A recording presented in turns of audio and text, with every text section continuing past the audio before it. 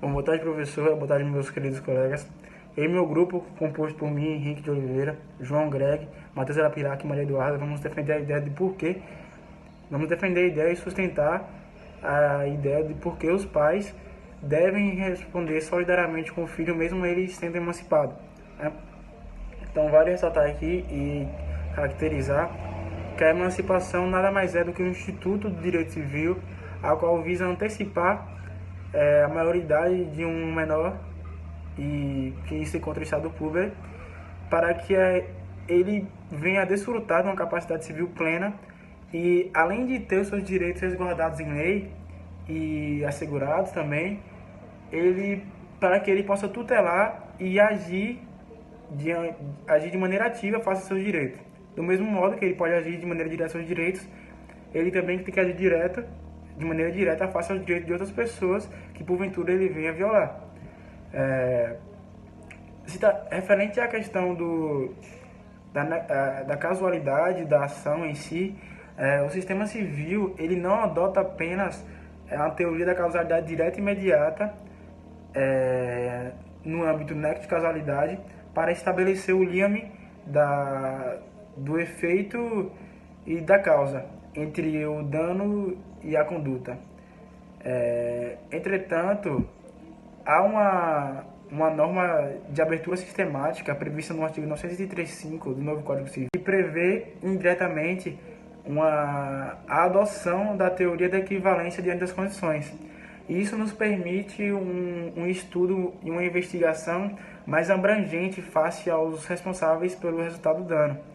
E também temos grandes civilistas, juristas do ramo do direito e grandes nomes da área do civil, como o Pablo Stossi e o próprio Rodolfo Pamplona Filho, que defendem essa ideia dos pais se responsabilizarem solidariamente por defendendo a ideia de que a obrigação de indenização deve ter uma segurança e a fim de que os direitos ofendidos e violados na determinada pessoa sejam restituídos. Eles defendem que o ressarcimento deve ser respondido solidariamente com os pais do indivíduo emancipado, a fim de que essa pessoa que teve os seus direitos violados tenha uma segurança jurídica, para que os seus direitos sejam ressarcidos e que sejam recompensados.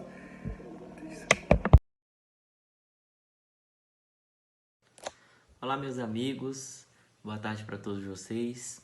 Que felicidade estar aqui mais uma vez, trazendo um pouquinho reflexões sobre responsabilidade civil.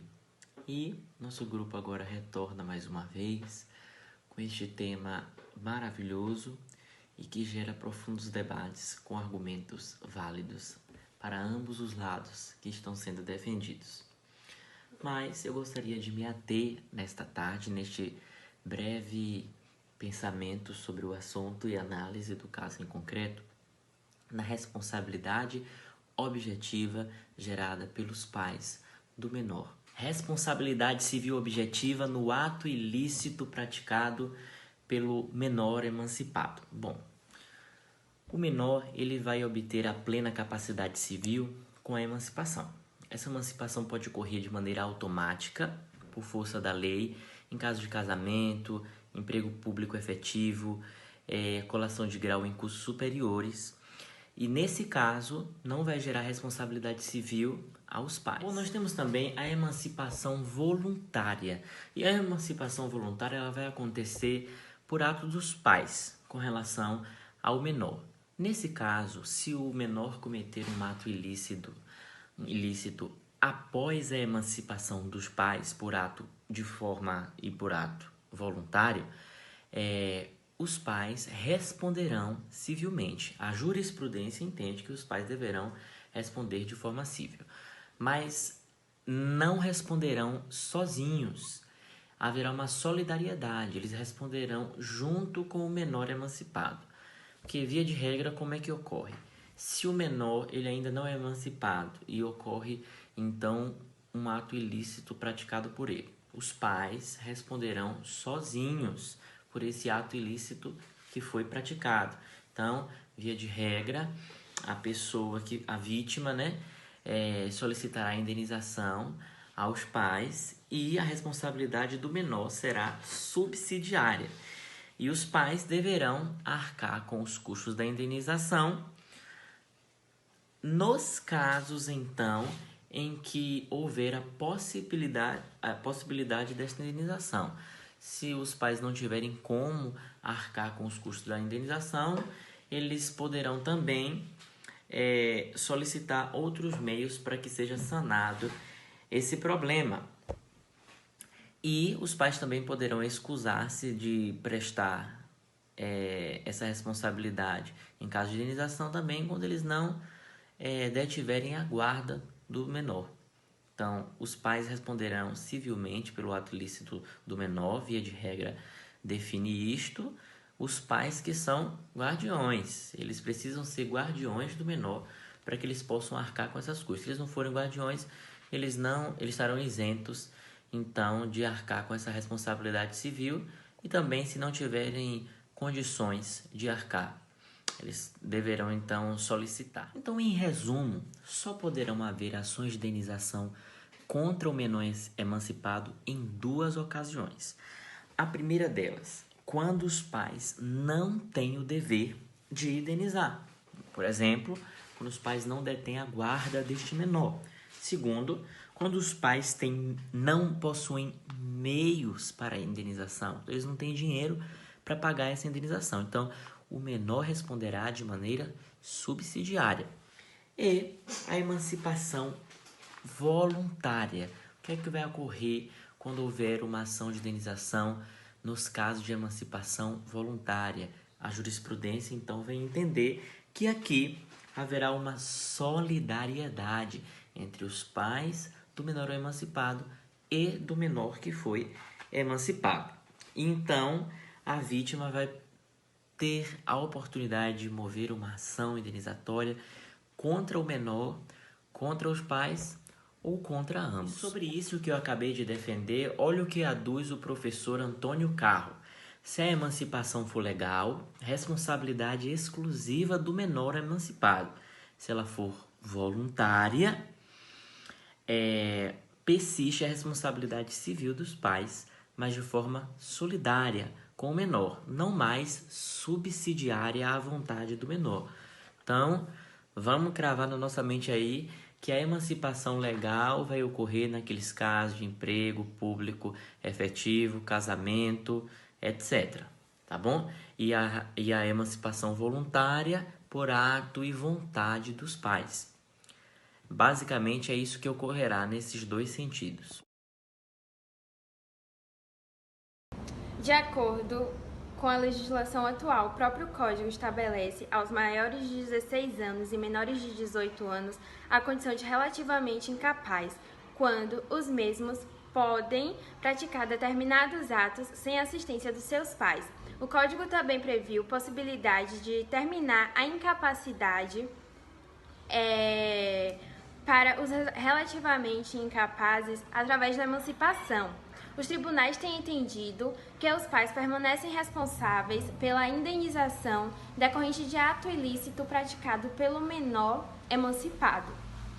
Diante disso, o autor José Jairo Gomes diz que a justificativa para essa solução reside na necessidade de se afastarem emancipações maliciosas, lesivas aos interesses de terceiros, levadas aos efeitos dos pais cujo o propósito não é outro senão se furtarem a responsabilização civil.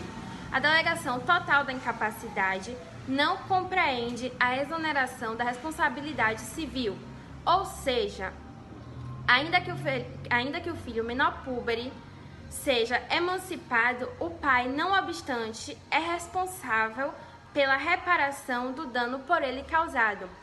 Isso está previsto na Revista Tribunal de Jurisprudência. Então, os pais devem sim ser condenados. Devemos, antes de tudo, saber distinguir os tipos de emancipação. Percebam, isso é crucial, pois se torna um fator determinante para guiar o curso da decisão.